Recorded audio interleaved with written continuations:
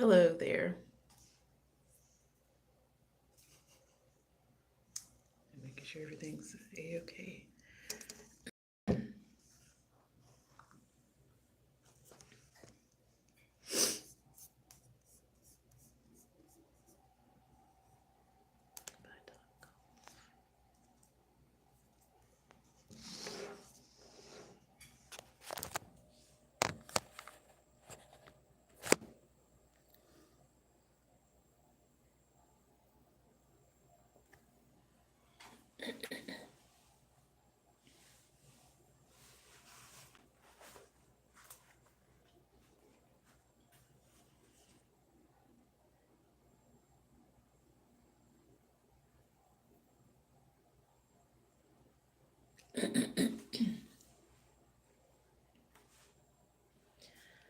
Hello, my name is Monica Arrington, and this is my channel, The Body Electric Supplement.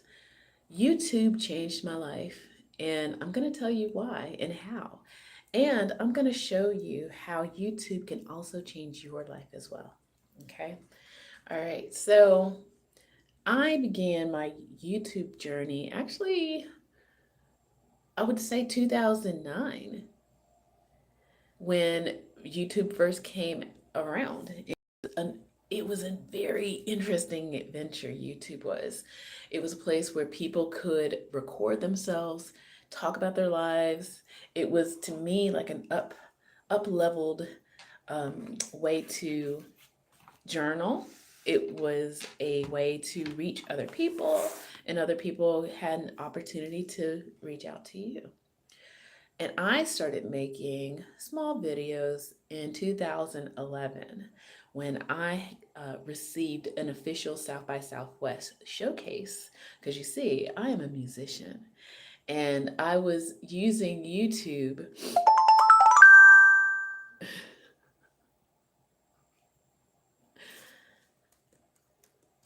I was using YouTube to learn more for my craft as a musician and an educator. I was using YouTube to teach kids and adults how to play certain tunes. We would use it, record like the recording features, we'd slow it down, speed it up, those kind of things. So it was definitely a wonderful teaching tool. So by the time I got my showcase to go to South by Southwest, I had the idea of helping other people who are creative become better performers, better business people, better at communicating. Because what I've realized is a lot of us have a hard time emoting, have a hard time connecting with others outside of our craft. Okay. And I just wanted to help other people. Like I have a degree in music, but I also studied communication. So learning how to uh, engage with others in a way that that brings out the best in you, quite honestly. So I put out a few videos. It wasn't even a lot. It's probably three on my Nerd Queen channel, and it got a few views. And then of course most times people like me, middle, I would like to call us the middle class musician, and we would use YouTube to put performances on YouTube, right? And a lot of people still do.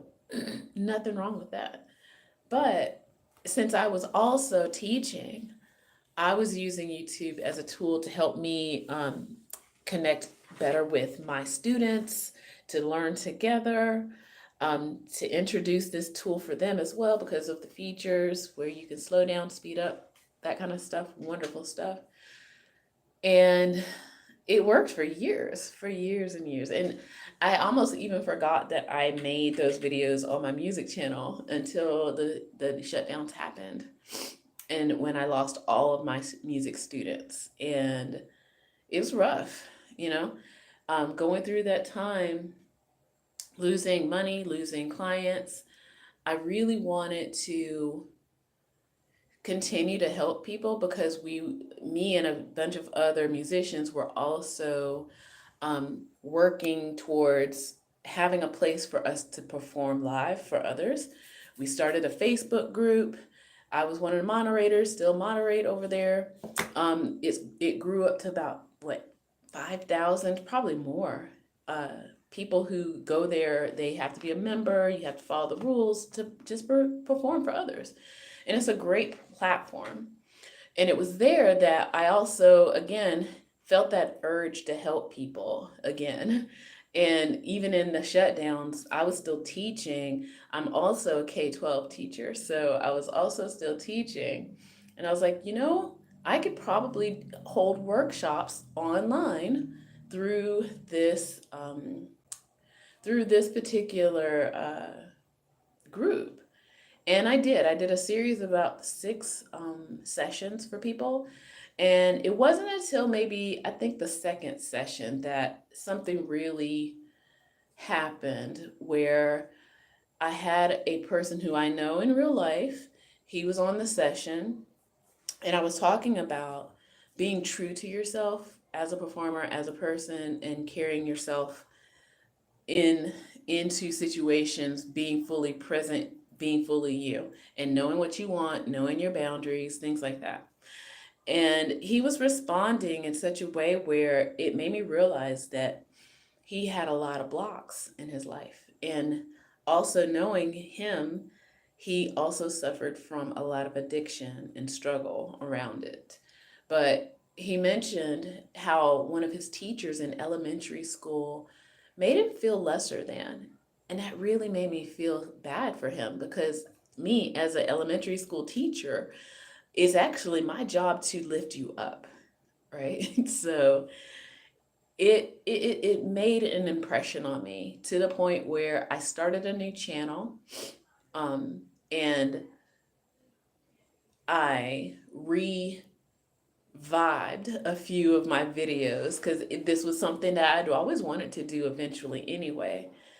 But revived my channel, named it The Body Electric Supplement, and it started off mostly as a way for me to journal out loud, go through emotional pitfalls, and work through them at the same time. Also, dealing with others who didn't respect boundaries, dealing with trying to get my body back in shape because I was okay until the shutdowns, until the nature of my job had me sitting down in front of a laptop for hours a day. And of course, my normal health was fine. I never caught COVID during that time, but I also suffered from like having a sedentary life because I was usually active. So I ended up in a little bit of trouble health wise, but I was able to recover because I also biohack. It was something I had been doing for a long time since 2014, biohacking, but I didn't know how to biohack in this new world where we're all sitting at home, right? So I had to make some adjustments. Yeah, health kind of slipped a little bit, but I recovered.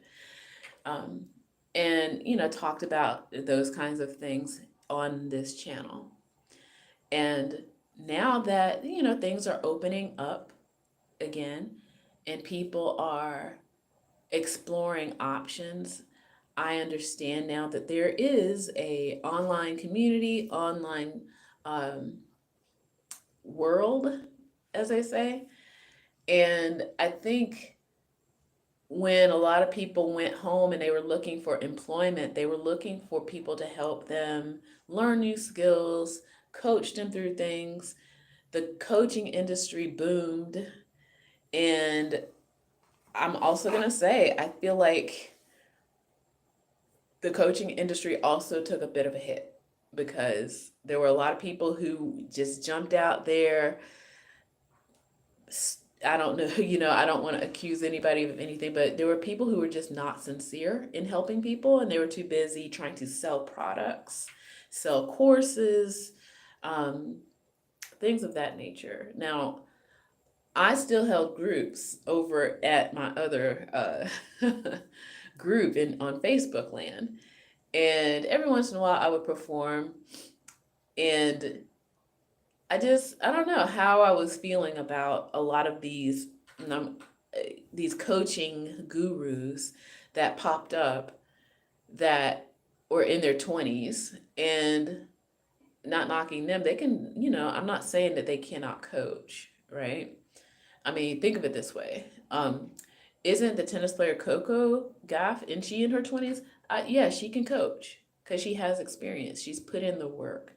But what I'm talking about, there are people who are claiming to be coaches and they don't have the experience of wisdom. You could have the knowledge, but you don't have the wisdom to back it up, right? And that's kind of where I think a lot of people saw all the what I call the razzmatazz and the glitz and the glamour of other people saying, I'm a coach, buy my course, and didn't realize what they were actually buying, and just assumed like, oh, if I buy it, then it's going to change my life, when really it is more than that, right? I've already used this analogy last week.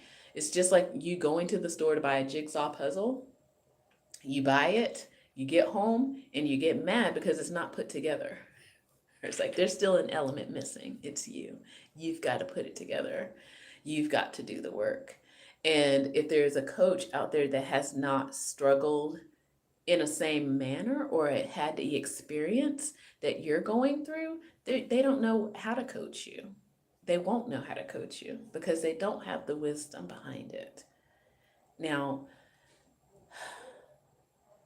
folks like me who I've gone through, I have gone through the shutdown and transitioned a lot of the work I do artistically online, continued to coach people one-on-one privately without looking for the clicks and the views. So this is what I'm warning against. So if you're interested in coaching with somebody who has like, and I'm talking about hundreds of thousands of followers, I would I would really think about that. It's like a coaching cycle means that you've got to be able to reach out to them and have connection with them on some level. I'm not saying don't follow them and don't use them as a coach, but you're going to be competing still. Okay? If you're securing a coach, you want to have access to that person, right? On some level.